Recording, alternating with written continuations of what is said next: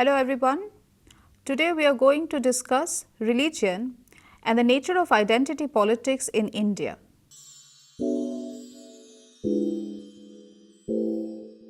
In this paper, we are going to discuss religion and the Indian experience, religion and various constitutional provisions, the Indian variant of secularism, and religion and identity politics in India.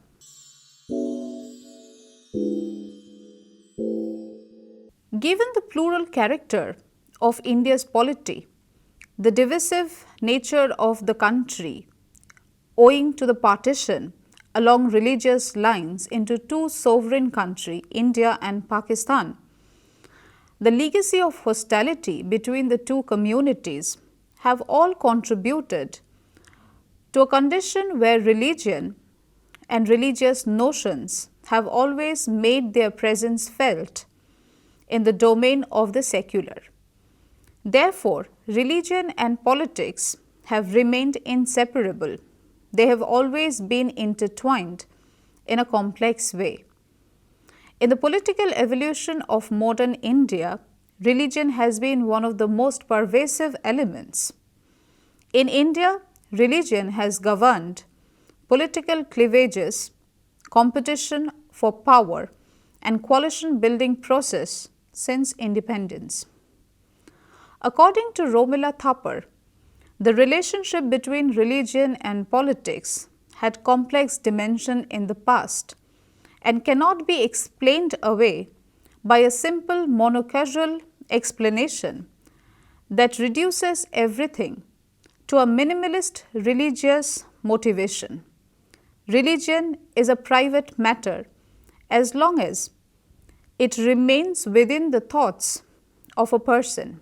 When these thoughts are expressed publicly and inspire public actions, such as building monuments for worship and organizing fellow believers into carrying out political and social functions, then religion ceases to be an exclusively personal matter. It is no longer a matter of faith, since its formulation as an organization of believers has a bearing on the functioning of the society. Its religious identity incorporates these functions that are expressed through its institutions such as monasteries, mutts, temples, mosques, churches, synagogues, gurdwaras. Their role has to be assessed not merely in terms of the religion with which they are associated, but also in the context of their functioning as an institution of the society. The constitutional framework reveals the structures of relationship between religion and politics in India, and how the democratic and liberal concerns for equal treatment and liberty for all has been pursued, along with a deep commitment for recognizing and protecting religious and cultural diversity. Experiences of the working of Indian democracy over the last 7 decades reveals that competitive electoral process compels parties to woo people from different communities. Even when a religious community has an organized political party that claims to speak on its behalf, not all sections of the community align themselves with that particular party.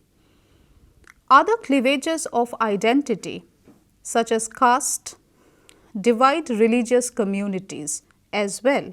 The spaces opened by democratic politics and the undercurrent it creates needs therefore to be factored into any discussion of religion and politics. Religious identities remain the formation of social life and individual experience. Yet, democratic politics brings out new confrontations and alignments in which neat boundaries of religious differences are occasionally blurred or overwritten by other identities, which surface time to time as a basis for articulating demands for access to opportunities and development possibilities.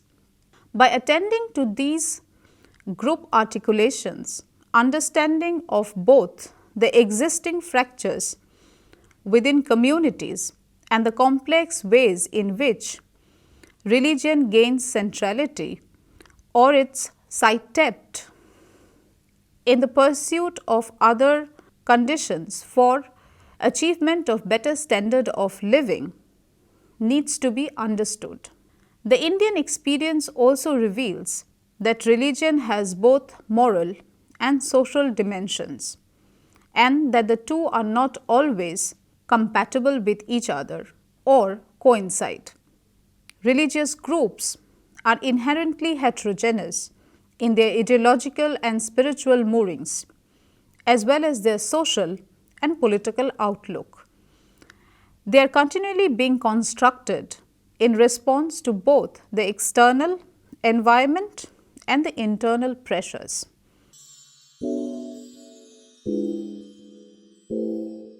Now, let us begin with the Indian experience of religion and how it has over the years dealt with it.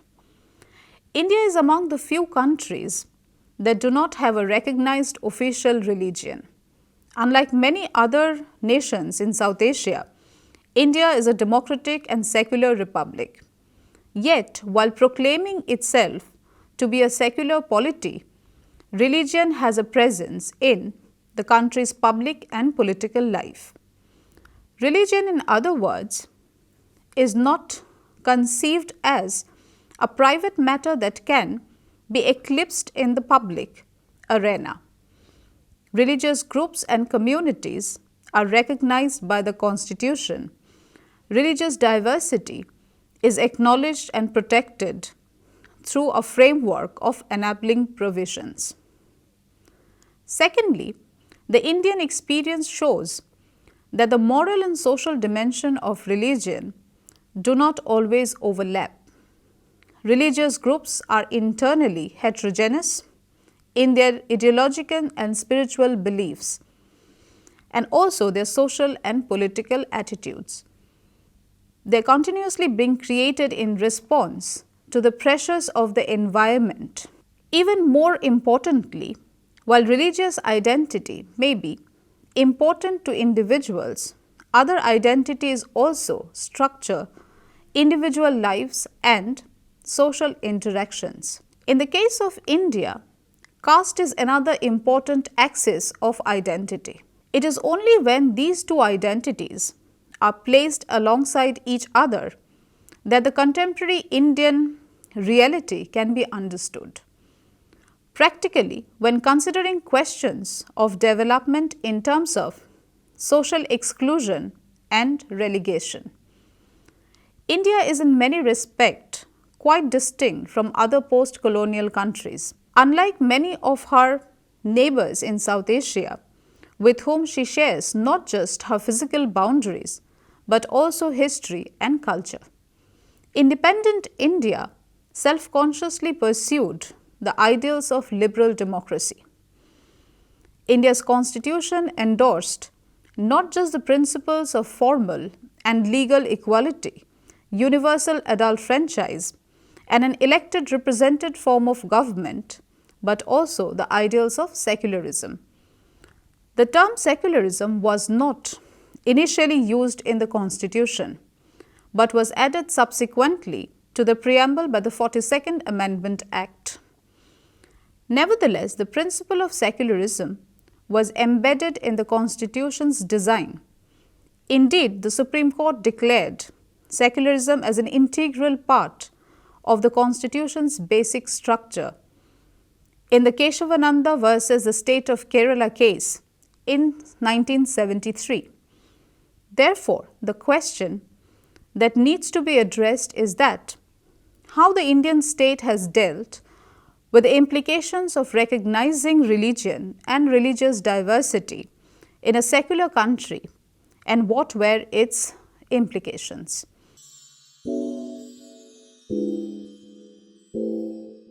Now we come to the experience of India's experience of religion and the various constitutional provisions that has been put in place in order to protect the various communities. Different religious communities played its part in India's freedom struggle and played an active role in the public and political sphere after independence. However, the various religious communities and their distinct identities were also recognized by the British colonial rule, which gave separate electoral representation to identified groups and communities. Consequently, when the declaration for framing the Constitution of Independent India began, special care was taken to ensure that members from different religious communities were included, particularly in discussion in the rights of citizens. As a result, although the notion of secularism was incorporated in the Constitution, it received a different and unique interpretation. In an attempt to the promotion of religious diversity, the Constitution recognized the presence of many different religious communities with their own distinct moral and social codes and ways of life, and protected the religious liberties of all communities. The idea of secularism was incorporated in the Constitution as a commitment to the ideal of religious non-discrimination, the belief that no one should be discriminated against on account of their religious identity. The Indian Constitution gave each individual and by extension to each community the right to profess, propagate and practice their religion. Article 25. While most liberal societies gave citizens freedom of consciousness and the right to religious worship, in India they have the right to perform and observe religious practices. As most of these societies are collective in nature and are performed outdoors, they place religion in public arena, and the state at least implicitly expected to make the necessary arrangements to ensure that these practices can be performed without interference. The desire to reconcile the concerns of diversity with those of equality prompted the state to advocate the practice of limited intervention in the affairs of the religious communities. The Constitution recognized that religion is a fundamental element of individual identity and hence needs to be protected. The Constitution recognized religious differences and diversity, and therefore it believed that religion should not sanction inequalities and people with strong religious commitment should not be disadvantaged in public and political life. As such, they must be treated like all other groups in the society and given an opportunity to mobilize and express themselves in the political domain. It was with this understanding that the Constitution accommodated diversity and accorded special consideration to minority religious communities. In order to accommodate religious assortments, religious symbols and markers of religious identity were accepted. The Sikhs, for instance, are permitted to carry a kirpan, and different other communities can wear their specific headgears or other elements of their dress code in all public spaces, the workplace, civilian or military, private or public. Religious practices were also permitted. These include the rendering of namaz or other kinds of collective prayers in public areas, street procession, and the use of public property and land for religious functions. Even more importantly, the state recognized the presence of plural and diverse personal laws, as well as religious institutions, involved in the assertion and the clarification of these codes. Another important constitutional provision aimed to ensure religious liberty was that communities are permitted to set up their own educational institutions. Article 30 gave all minorities, religious or linguistic, the right to establish and administer educational institutions of their choice. While state-run educational institutions were explicitly prohibited from imparting religious education, educational institutions established and managed by linguistic and religious communities are permitted to impart religious education. They are also eligible to receive financial and other support from the state. The intention behind Article 30 was primarily assurance to minority communities that their identity and distinctiveness would be preserved and protected, and that they would not be compelled to assimilate into the dominant mainstream. Even if the culture of the majority dominated the state-run educational institutions, minorities have been able to impart their religion, linguistic and cultural legacy to their children in minority institutions administered by specific communities. In addition, Article 26 gave all communities the right to establish and maintain institutions for religious and charitable purposes. There are a range of such institutions engaged in the maintenance of religious places of worship and the maintenance of related property, and others engaged in social and welfare activities. Several sects such as Arya Samaj, the Ramakrishna Mission, the Society of Jesus, and trust like Shiromani Gurdwara that are administered by recognized religious bodies provide education, healthcare, and other social services to different communities.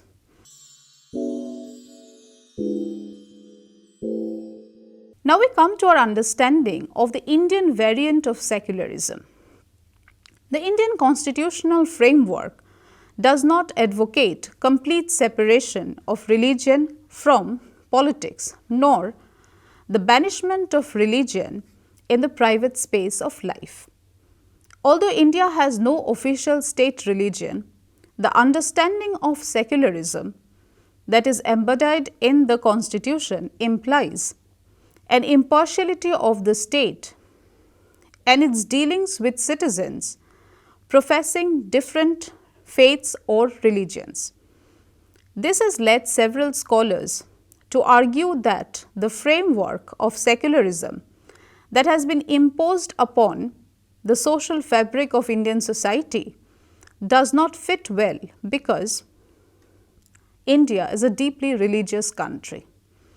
A few claim that the political structure of secularism is irrelevant and out of place in societies like India, where religion are totalizing in nature.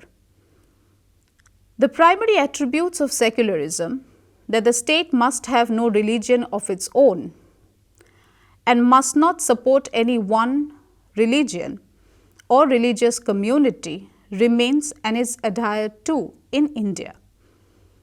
That is what makes the state neutral towards, or at least equidistant from, all communities of faith. The Indian experience of the partition and the division of the country on religious lines also gave rise to the intense debate about the would-be character of the new nation state. Many supported the rise of Hindu nationalism and Hindu national consciousness, but another, more inclusive nationalism, which emphasized the composite character of Indian society, was developing alongside after independence. The Indian political elites recognized the need for the creation of a more inclusive form of nationalism, accommodating the diverse religious communities in its fold. The Indian Constitution, therefore, reflects a national consciousness about the vision of a secular Indian polity which emerged during the national struggle. As Bataille pointed out, the social and political turmoil in the country does not make the case for secularism weaker, it makes it stronger. The need for secularism is not because it will eliminate religious passions from human affairs, but that it may to some extent neutralize and soften its expression in public life. However ardently one may desire the separation of religion and politics, it is impossible in a democracy to prevent political leaders from exploiting religious sentiments or religious leaders from seeking political alliances. The framers of Indian Constitution were therefore concerned that people of all religious communities must be treated equally. They must enjoy equal religious and other liberties. Minorities were to have safeguards to ensure that their distinct identities would be acknowledged and protected without being compelled to assimilate within the apparent majority community.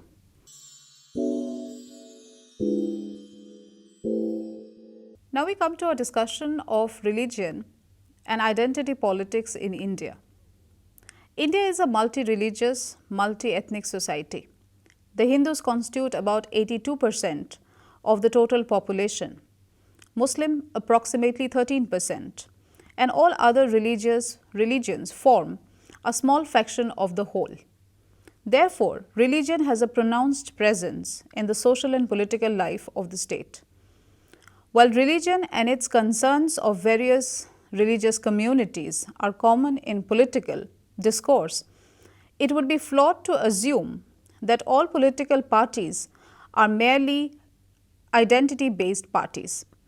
This is because competitive politics has compelled all parties, even those strongly aligned with a religious community or certain caste conglomerates, to woo other groups and communities in order to get a simple majority in the legislative bodies. For example, Uttar Pradesh Assembly election 2007, when the BSP, which emerged as a party of the Dalits, wooed the Brahmins, the group that has historically been their oppressor. Concerns of religious communities are thus taken and articulated not just by secular political parties, but also by identity-based political parties. There are therefore many channels through which the interest and demands of religious communities and their members have been represented in the political process, and many parties have over the years supported the religious and cultural demands of specific communities. What distinguishes the so-called secular parties and the religious political parties is that the former consciously seek to forge a collision of interest. They appeal to the wider social base that cut across communities of caste, religion, and language. Identity-based parties appeal to and privileges the concerns of the group they seek to represent, while democratic politics compels them to reach out to other communities. Their core social base, which they try to nurture, is narrower. However, the presence of religion and religious parties compel the secular parties to take a position on religious issues. The result is that seemingly secular parties try to edge out a religious party by raising religious issues and at times supporting more extreme or radical religious agendas in the region concerned. The recognition of religious diversity, formation of regional political parties, and the presence of a range of other organizations, however, has not just been able to provide security to all communities and sections of the population. Independent India has been sporadically rocked by intense inter-community clashes and conflicts. The most visible and virulent form of such conflict is communal violence, in which members of a particular community are systematically targeted and killed. This is because not all religious identities get equally represented by the political parties, which often breed discontent among various regional religious communities.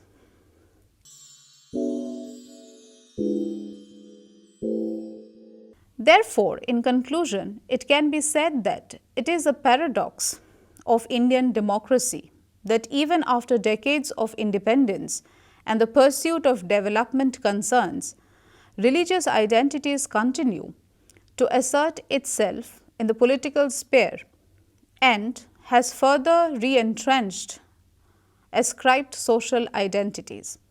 At times, these identities have been converted into permanent assets that individuals and groups hold on to and use to access resources in a situation dominated by scarcity and competition. The relationship between religion, concerns of development, and governance are complex. Religion may be a moral influence in individual lives, but the presence of religion in the political arena has contradictory effects. Often it is used instrumentally by all political parties, including religious political parties, to promote their interest in competitive politics. While religious values and beliefs may influence politics, the resulting ideology often appears to be malleable in the interest of the political gain. With this, we come to the end of our discussion. Thank you.